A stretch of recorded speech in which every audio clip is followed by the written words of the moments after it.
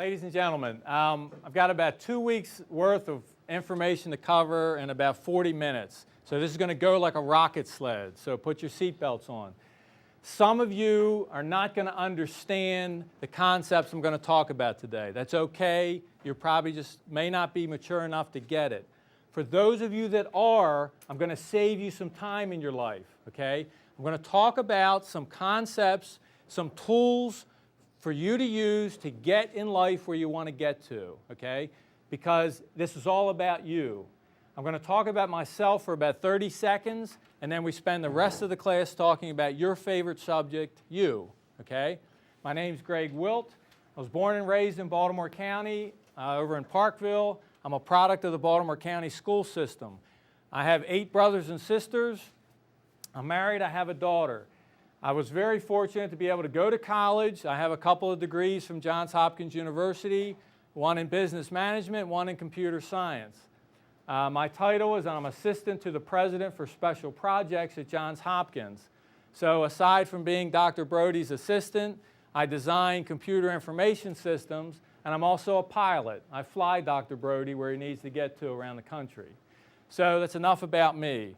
We're going to talk about you guys. Has anyone in here thought about where you might want to be 10 years down the road? Raise your hand, and I'll call on you. Yes, ma'am. I'm going to be a lawyer. A lawyer, okay. An attorney, a great goal. Yes, ma'am.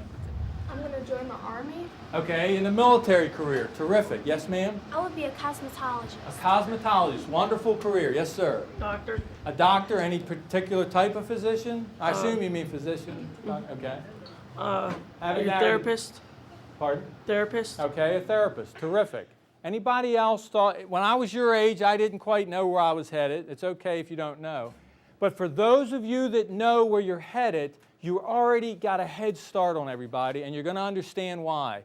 I'm going to give you guys some tools today, some tools to build your life, whatever it is. Look, success is defined by you guys. I'm not here to tell you that success is driving a Mercedes or living in a big house or whatever. Success could be working in a hospital in Zimbabwe for nothing. Okay? You determine what success is. I'm not here to define it. I'm here to help you get to where you want to get to. Okay? We're going to make a little roadmap. We're going to talk about tools a little bit. If we had to dig a ditch outside, if we had to dig a trench 3 feet deep, 100 feet long to lay some plumbing, some pipes in the ground, is it more intelligent to use a spoon to dig that ditch, or a shovel, or maybe a backhoe? The tools that you employ in your life are going to determine how much time you waste and how far you get. So we're going to give you a couple of tools to help you build your life. Because when all is said and done, you know what? It's up to you. It's not up to mom and dad. It's not up to your teachers. It's not up to the administrators. It's up to you what you do in your life. And there's 2 words I'm going to talk about right here. Right now, your life is a mountain of options, okay? It's enormous. I would bet most of you have not screwed up your lives to the point yet that you cannot get to where you need to get to, okay? Now, who determines how big this pile of options are? We've heard some goals, physicians and attorneys, cosmetologists.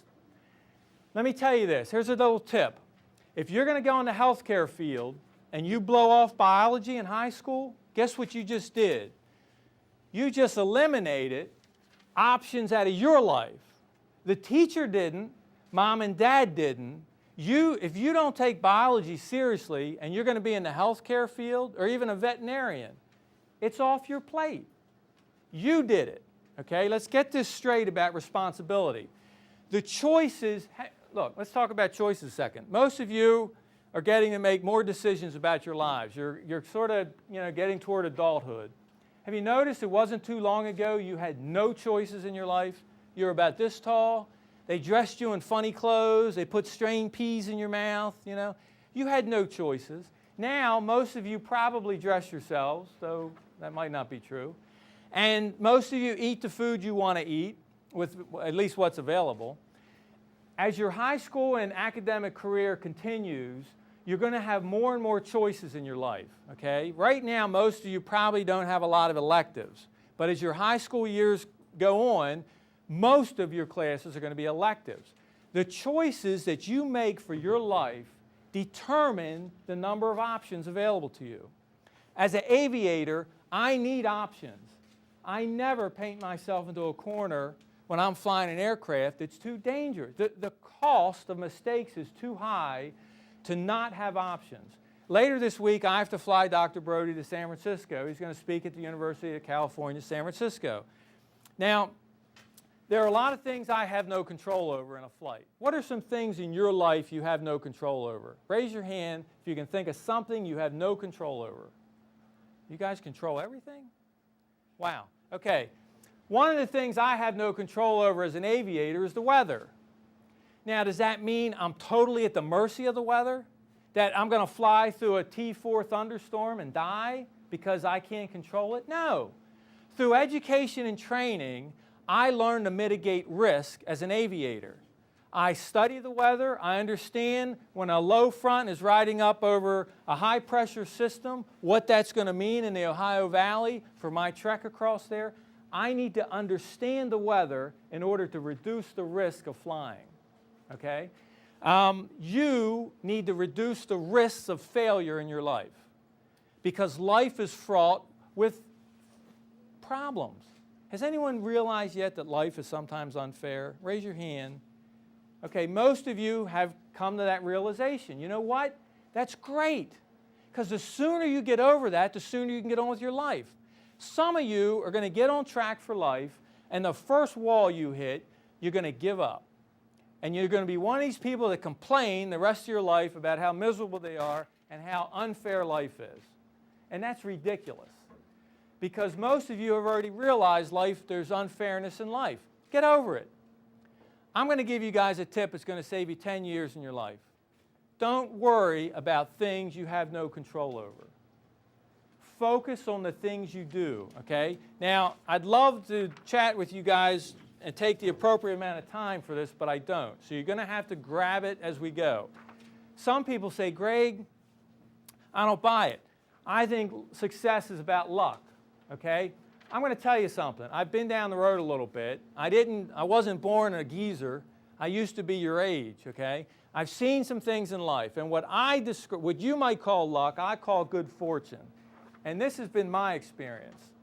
That good fortune occurs when two things converge, opportunity and preparedness. Now, you have zero control over opportunities in your life. It's one of those things, the family you were born into, the race you are, the brain cells God gave you, that's the luck of the draw.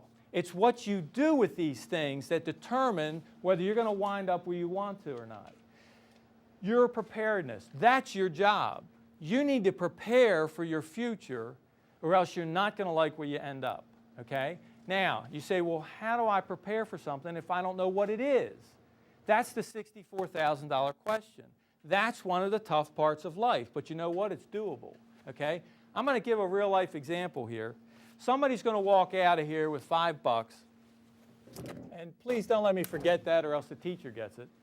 I'm going to give you a real-life example of this concept, that success, fortune, whatever you want to call it, happens when those two things converge. I'm going to give you an opportunity you didn't know was coming, and we'll see if you're ready for it. Very simple. I'm going to ask a question. Now, I like to teach with analogies. We're going to build a building across the street. What do you see at a construction site for the first couple of months? Somebody raise their hand. What do you see, sir? All the materials they need to build it. A lot of materials. What else do you see at a construction site? Every construction site. People. People. You need people, okay? What else do you see at a construction site, miss? Space. Space. Well, you need a place to build a building, correct? I'm looking for something that sticks to your shoes. Cement. Dirt, okay? Close enough. The reason you see dirt at every construction site is they have to go down before they can go up. See, some of you have not realized why you're sitting in this classroom. Some of you have no clue why you have to go to school. You'd much rather be in bed or in Disney World or something.